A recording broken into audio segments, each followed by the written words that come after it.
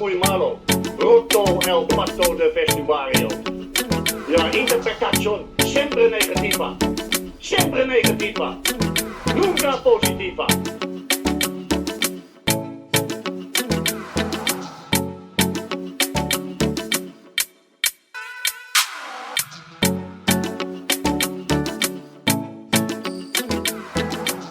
Hello, welcome to Siempre Positivo as Barcelona move to the brink of the La Liga title with a rare win at the Coliseum against Getafe, which left them 11 points clear of Real Madrid with just 5 games to play. This is Siempre Positivo. I'm Sam Marsden, joined by Rik Sharma and Tony Marti. Rik, how are you? Yeah, not too bad. It's interesting you said brink, as I was thinking about the word brink when I did my report on Barca over the weekend, and I decided to save it for next Saturday, where if they beat Osasuna, they really will be on the brink of the league title. I think brink for me is the last possible moment before you actually win it. I think this is the last possible moment. If they could win it next weekend, they're on the brink. The next match week, they could win it. No, but they play their next match and then they have to wait a whole day before Real Madrid play their match to know if they win it or not. So I'm going to say next Saturday is the brink if they win. Tomatoes. Tony, how are you? Good afternoon. How are you? All fine. Good weekend. Everything's fine. What about you? Yeah, everything's more or less fine. Been doing boring stuff, little virally, flu-y stuff's been plaguing me for, I feel like forever now, but it's probably not that long. But you know, just desperate to get over it and have a clean bill of health so I can get out on the football pitch and show you up at some point. And Sharma's refusing to get on the football pitch with me still. It's been 2 years now, 3 years maybe since he's been refusing. Yeah, it's been a long time. I need to. It's not a good defence, as you have said when we talked about it before, but I need to concentrate on fitness, build some fitness first. I don't want to start playing and then just get injured and then not play again. Need to build a bit of fitness and then play. For years, Tony, he's been telling me to get back out on the pitch. I can't remember. I will have a record of it in WhatsApp Messenger of him saying, "Oh, I'll be back at this point. I'll be back at this point." And guess why he says he can't come back? Because he goes to Australia in the summer is why he can't play football. That was his reason for not being able to play football. It contributes to it. If you have like a month or 2 months of like not going to the gym and stuff like that, and then you need to spend some time getting in shape, and then comes Christmas, and then comes something else, and something else. This month is the worst, April. I'm just completely in April. There's so much work to do. It's crazy. Rick, you can have excuses or results, but not both. I'm sticking with excuses. I see so, yes. Tony, what was the best game you saw this weekend? Well, I saw an interesting under 17 of Barca against Europa. It was 1-1. Juvenil B. Under 17 of Barca playing against the under 18 of Europa, which were 1 year and some players even 2 years older than Barca players, because some of them are from in the first period of 3 years after leaving the under 16. And well, yeah, the truth is that Barca is not working really well in terms of youth teams. Everybody that is expert on La Masia agrees that the performance, the level in the last 5 years is dropping. It's dropping. So it's still Barca wins a lot of trophies, but then it's not casual that, for example, you were kicked out that early in the youth league, or that the second team, for example, even if they made a comeback in the 95 and the 97th minute, it's totally unlikely that they will do the playoff. And it's not even Primera RFEF, it's Segunda RFEF. And if Reus wins, if another team that probably our listeners don't know, they win in the last game, the second squad of Barca is not going to make even the playoff to promote. So you see that something has been wrong in the last years with these results.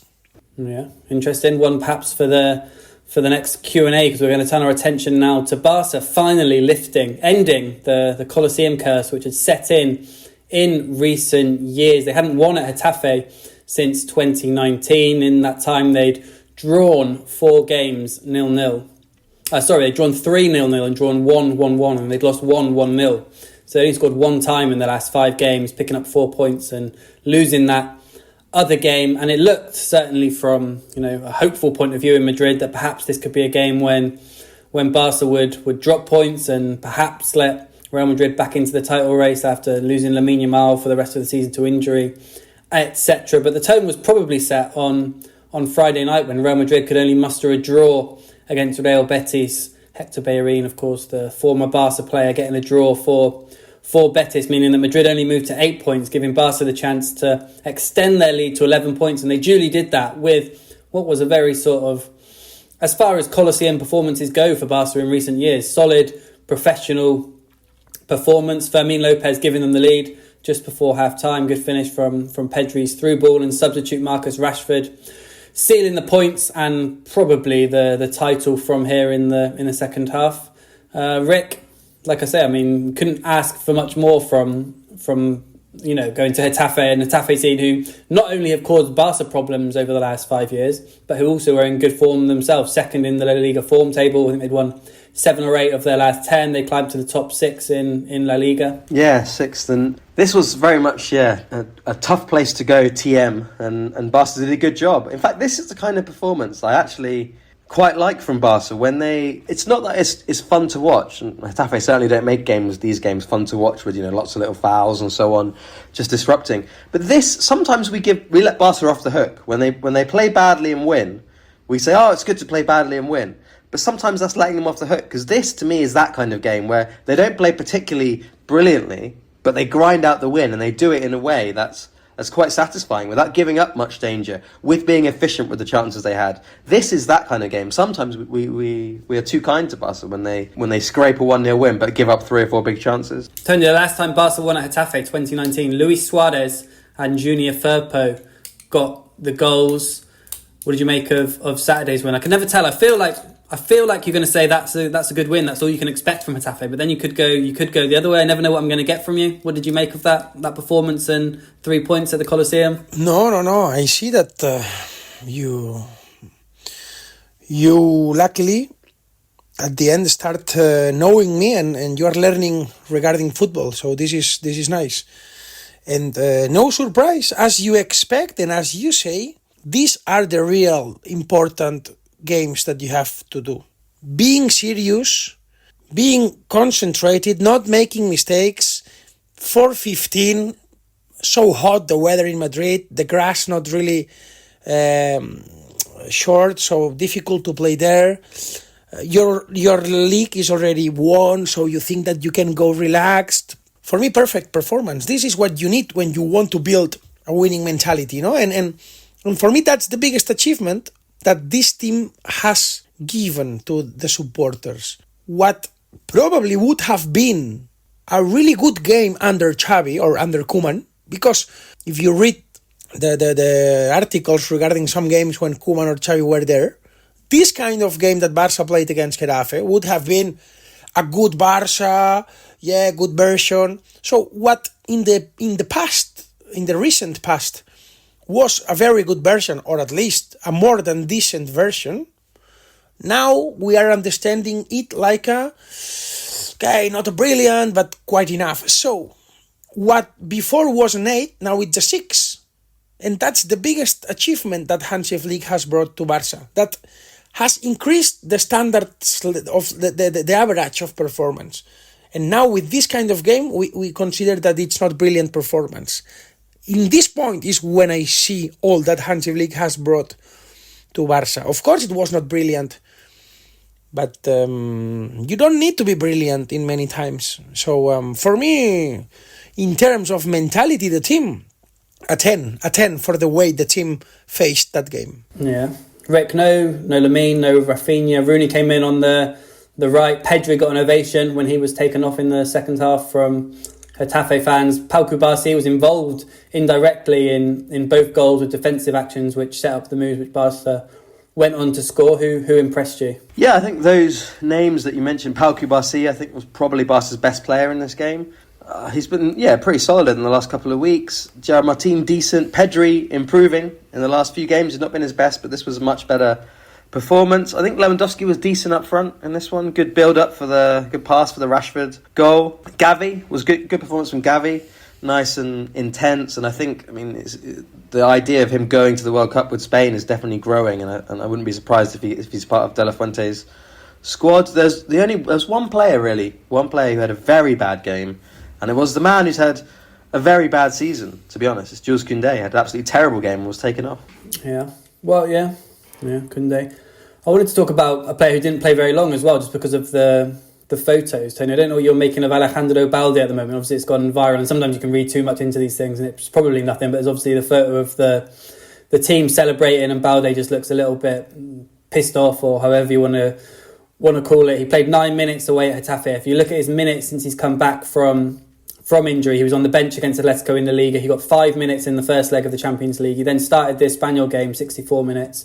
Was back on the bench against Atletico in the Champions League, didn't come on. Did get 68 minutes against Celta Vigo, but that was because Cancelo got injured and he came on. And then 9 minutes again against Getafe. Obviously, Flick says all the right things. He's coming back from injury, he's still getting his sharpness back, etc. But it does feel like there's been a little bit of a change in Balde's status since the signing of João Cancelo. Yes, the truth is that the club, it's a long time that they don't see him a key player that can make difference. And the arrival of Cancelo has been the excuse for the club to send a message to Balde like, hey, if you have an offer, better listen to this. That's why we have been reading in the last days that Aston Villa wants to pay 50, that whoever it is wants to pay 40. I can understand that some people that does not know this club internally, they can think it's true. But for me, I know this club as if it was my little sister. And the more I see these things, the more I see the club is desperate and there's nothing to do, no? So, not true at all. No one wants to pay 50 for Balde, nor he wants to leave the club. He's playing with his friends. So, the club can do whatever they want. They can leak whatever they want, but they are not going to kick Balde out. He has a contract. He's getting good salary. And he's going nowhere, at least right now. If you really want him to consider his departure, put him on the bench during 1 whole year. Before summer, just the fact that he's not going to play some games, he will go on holiday, he will forget about this, and nothing to do. So... the club is clear that they would like to sell him. Also me, for sure, everybody would like. But in football, there is one thing called contract that gives the power to the person who has this signed. And at this point is Balde, has a contract until, I think, 29 or maybe 28. I should now check. But, nothing to do. But yes, of course, that in the eyes of the club, Balde is not anymore key part. Yeah, but also you have to think that once Cancelo's loan ends, Balde goes back to being Barca's best and only left back, and it's they've got a limited amount of money to spend. Whether they can bring someone in who's going to be better than him next season is debatable. Cancelo is not going to stay. No, he might. I mean, he certainly played well enough to earn staying. I don't know what the situation is in terms of how much he would cost to bring or anything like that. For me, it doesn't make sense. You all know my opinion regarding Cancelo. Even if I said he was not going to perform, he's performing brilliant. But now keeping him would be like gambling, You went to the casino for the all-in and you won. So instead of retiring, you still want to keep playing. No, go home. So now keeping on permanent transfer Cancelo would be no sense. But as you say, if you don't sign Cancelo, of course he will be again starter unless you use again Gerard Martin as a left, which for me is unlikely because he's now only playing as a centre back.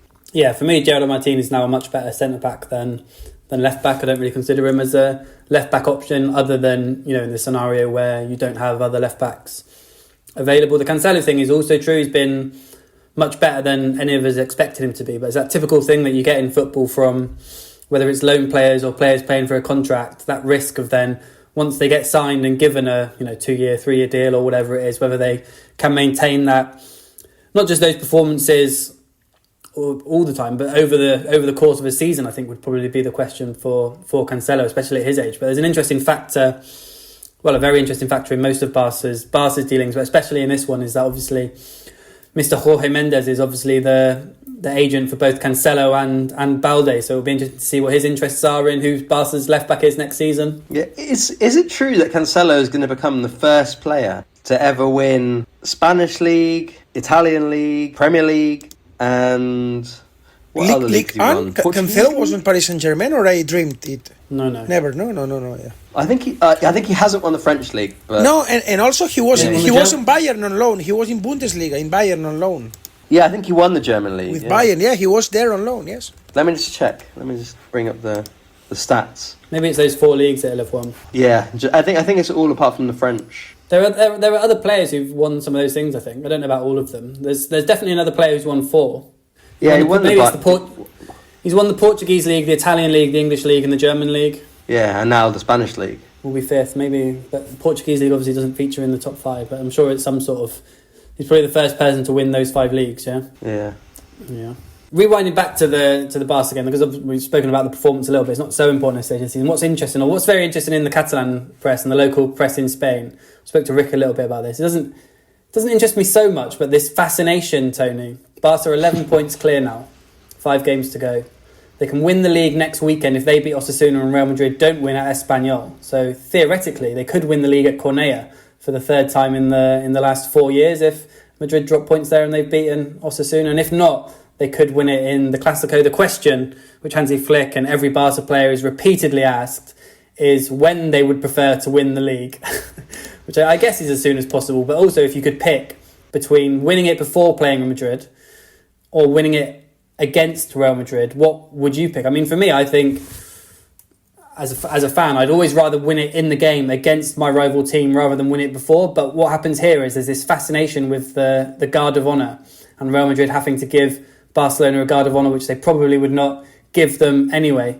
What would you prefer, Tony, to have that potential Guard of Honour and that whole week of debate before the Clásico of will they, won't they? Or would you rather win it against Real Madrid and them seeing you sort of celebrating the title on the pitch after losing to you? Well, no, for me it's obvious that it's better to win it after the final whistle against Real Madrid, because I think that it has never happened recently. It's true that, for example, 2007, 2008, it was the last time that there was a Clásico once the league was already decided. That day Barça... ¿Cómo se dice en inglés hacer el pasillo? The Guard of Honour. ¿Cómo? Give a Guard of Honour. Okay, it was the last time that on that moment Barça made this Guard of Honour, or they did this. But I have big doubts whether Madrid would do it in case Barça gets the league this next weekend before the weekend before the Clásico, no? Because also in terms of communication strategy, Florentino Perez knows that people will be discussing this on the radio. It's a lack of respect. No, yes, whoa, what should they have done, blah, blah. And meanwhile, no one talks about Barca has won the league. No one talks about the disaster in the dressing room. And no one talks about other things, no? So, for me, it would be totally possible that Madrid doesn't do this Guard of Honour. But for sure, for Barca members, for Barca supporters, I think that it's much better to celebrate it on the face of your opponents just after the final whistle. For me, it's clear. Yeah. Don't give them the chance to do the Guard of Honour or not. Go out and... Well, I guess it would be nice to win it either way. Either way, they're going to win it. But no, I agree with you, Tony. It would be much nicer to win it on the final whistle and for them to have to see you celebrating the title in the moment that you have won it. Rik, where do you stand on the whole Pasillo Guard of Honour debate? Are you with me or do you love it? No, I'm with you. I don't care at all about the Pasillo, and I think it'd be much better to win in the Clásico. And I also expect if Barcelona arrive to the Clásico with the title still not yet won, I can easily imagine like a glorious sort of 4-0 victory like we saw in some of those games in the past, and especially in the Valverde era with Paulinho and Alex Vidal, that sort of stuff, and that era where Barca were just sort of walking all over Madrid. Yeah. By the way, will Mbappe be fit for the Clásico? What are you hearing? No, well, maybe. I mean, he's probably going to miss Espanyol with his thigh injury, and then touch and go for the Clásico. I feel like I mean, it's so hard to see Madrid winning the Liga. It's basically impossible. That there's no reason for him to risk anything with the World Cup around the corner.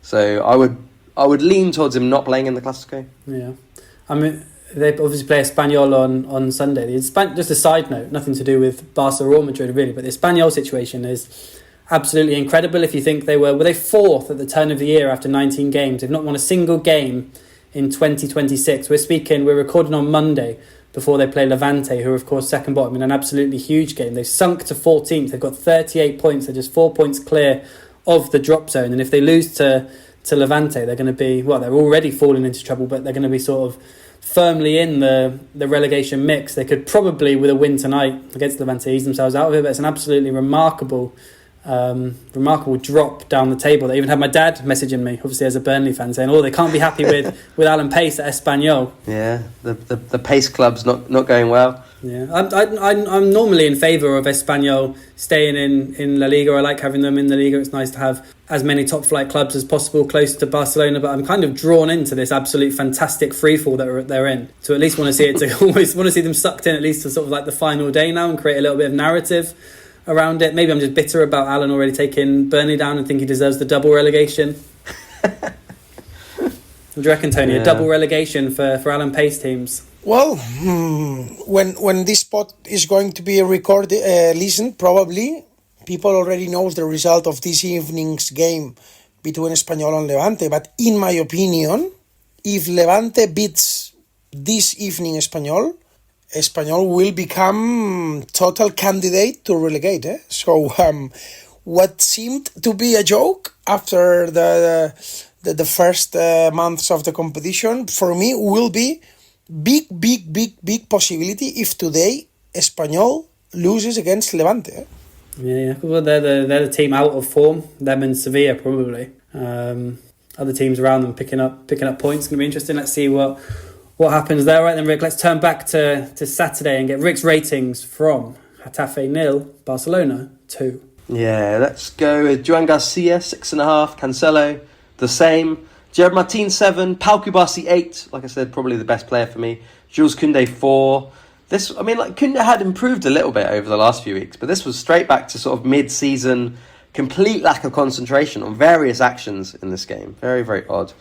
Pedri 7.5, Gavi 7, almost 6.5. Rooney Bardaji 6. He was okay, Rooney. Obviously came in for Lamine, and I think he did okay. Nothing too spectacular, but carried the ball. And yeah, Lewandowski 7, Fermín 7, and then Araujo, Frankie and Rashford all 7 off the bench. Pretty solid.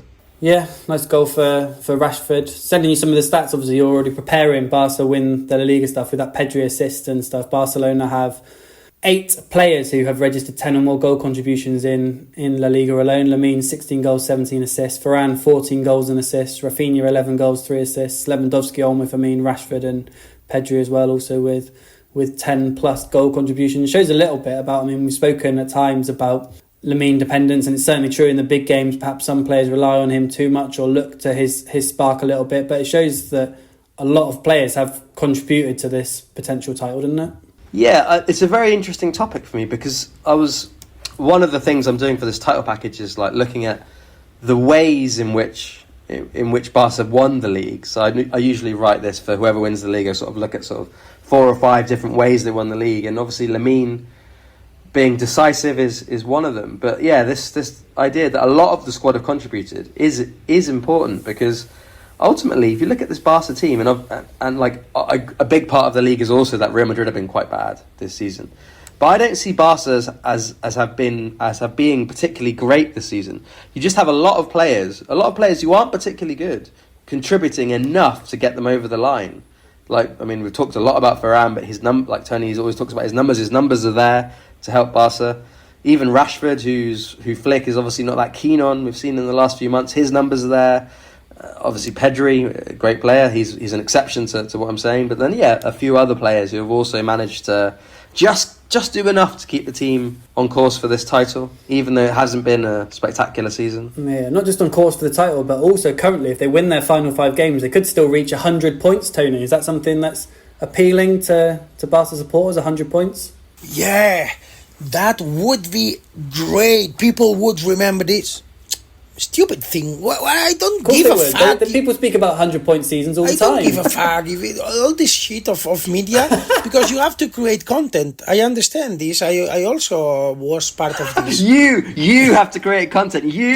Now he's quit journalism. You guys, you're always creating content. No, but it's he says while creating content. yeah, no, but it's crazy. Oh, 100 or 102. For me, this is stupid. No one remembers this. What it matters is getting the trophy. That's all. For me, stupid things, all these things. To be honest, I half agree that maybe you can take importance away from it, but I don't know. I feel like people talk about like 100-point seasons, etc. It's certainly something that would be remembered if Hansi Flick did 100-point season. you know what's more important for me? Twice Sam? before in what? That Barca could win all the games as a local. For To me, win all their home that's games. Yeah, I think this has never happened in the life of Barca. No, I don't know, but I would say no, Never happened. No. Really? Something to look into. No, I think it. I think it never happened. So for me, yes, this would be historical, no? Because now to achieve this, you would need to win Madrid at home and who else at home? Betis. Madrid and Betis at home, and that's all, no? Because you finish you went, Osasuna, Alaves, Valencia away, and then those two are the home. Yeah. Oh, it's not going to be easy, to beat both Betis and Madrid, having already won La Liga with this competitive spirit. Tony, do you think getting 100 points would be more impressive if it hadn't been done before? Do you think just because it's equaling the record? Because obviously the record in La Liga is 100 points. Real Madrid did it in 2011-12. And Barca did it with Tito Villanova in 2012-13. So they've both done it once before. If Barca could get to 101 points, would you say that would be more impressive? Obviously 1 point more is more impressive, but you get the feeling. Well, for me, it's only one thing impressing. If you get the record in points in the history. This, yes. Okay, if you make the record in the whole history, yes. But breaking the barrier, the wall of the 100, for me, it's not important as far as it's not the record. But if you tell me that they still can do the record in terms of points in the history of Barca, for sure this is something that will remain, no, in the history in Flick's legacy. In the past, I've quite liked the idea of the 100 points, but and I know people won't like me saying this, but I feel like if Barca do it this season, I'd say it takes away from the achievement of getting 100 points, because I don't have the sensation this season's been a season where, in the end, Barca have played well enough to reach 100 points, even though they still can. Well, but maybe they have them. Maybe we're underrating what they've achieved in La Liga. Yeah, all La Liga has not been that difficult for them this season. Madrid have been bad. Other teams, we've talked a lot about how other teams are lacking a bit of quality. Yeah, let's see. They probably won't. Once obviously the title's going to be wrapped up in the next 2 or 3 games, so maybe they drop points in the final games of the season. But they're on a long winning run now. They're on a 9-game winning run now, aren't they? So they could win the final 5 and reach 100 points, which is still a record equaling points tally for Barca and La Liga. Yeah, actually, I was going to say something, but maybe I won't. Maybe we'll save it. I was going to add more factors behind Barca's run to the title, but we may as well save that for when Barca actually have the title in their grasp. Yeah, because they're not even on the brink yet. Not even on the brink, yeah. Getting over ahead of myself here. Right, that's all we've got time for today. We'll be back later in the week over on Patreon. In the meantime, stay positive.